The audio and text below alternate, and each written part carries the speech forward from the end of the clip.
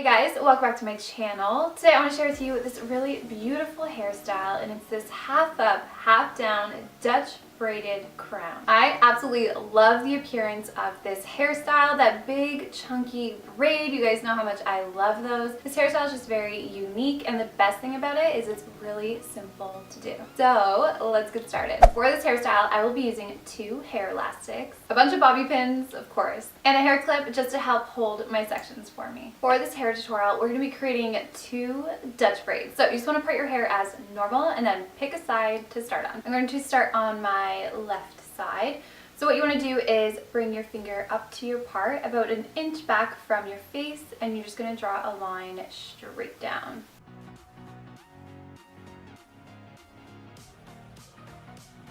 So once you have this section, what you can do is pull out any front pieces to frame your face, and I like to leave a little bit of hair just to cover my ear to give me more of a boho appearance. Because I part my hair on the side, this braid is going to be so much larger than this one, so I'm just going to sneak in a 1 clip left. Once you have your section, you just want to divide it horizontally into 3 equal sections.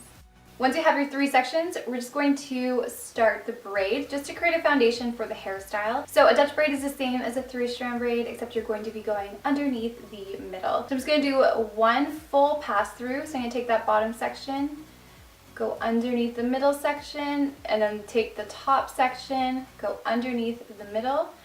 And I'm just going to go 1 more time from the bottom and underneath that middle section. And now we're ready to start Dutch braiding. Since we're creating a Dutch braid, this means you want to add in additional hair as you braid. But we're only going to be adding hair into the top piece, not the bottom. So grab about a 1-inch piece of hair from above the braid and join it into the top section. Once it's joined in, complete 1 full braid. So bring it down and underneath the middle, and then bring the bottom section up and underneath the middle without adding hair.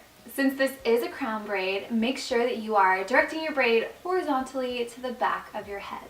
So once you've done the braid 1 through, it's time to grab another 1-inch section above the braid and join it into that top section. Once it's joined in, bring it down underneath the middle, and then bring that bottom section up and underneath the middle without adding any hair.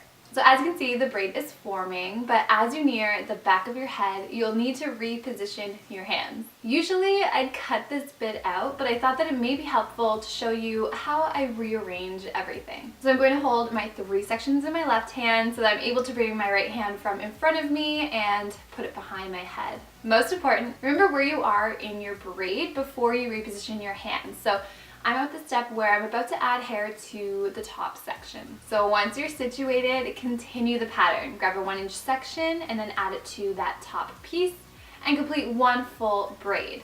And then repeat until you've reached the middle of the back of your head.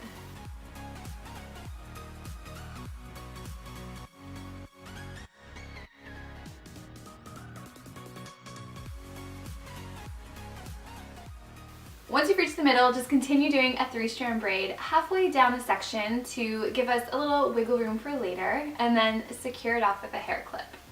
I actually think that this hairstyle looks pretty cute just like this, but I'm going to go ahead and repeat the same steps on this side.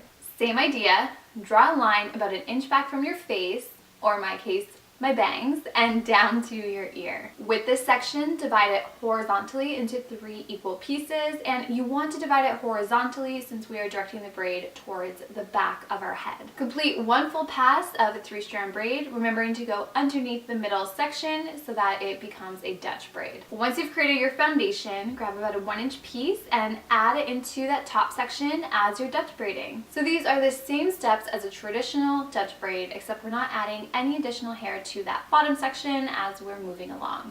So I'm just continuing this pattern until I reach the back of my head, remembering to direct the braid backwards so that it sits flat against your head. And once you've reached the middle back of your head, continue the 3-strand braiding a couple more times down this section.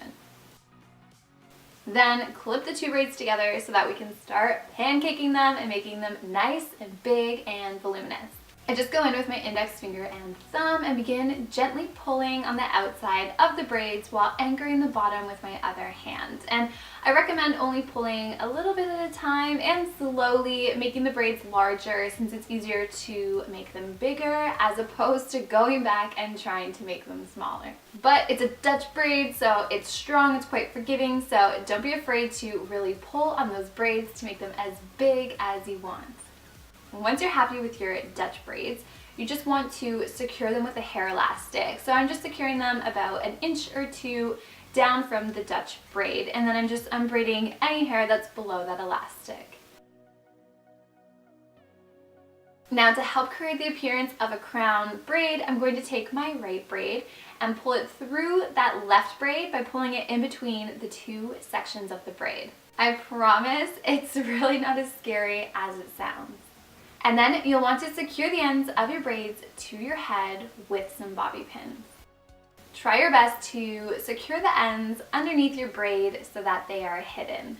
When pinning, I find it most helpful to slide the bobby pins through the hair elastics. I like to use them to my advantage. They're great anchoring points. When pinning, try to create crosses with your bobby pins so that they stay nice and secure.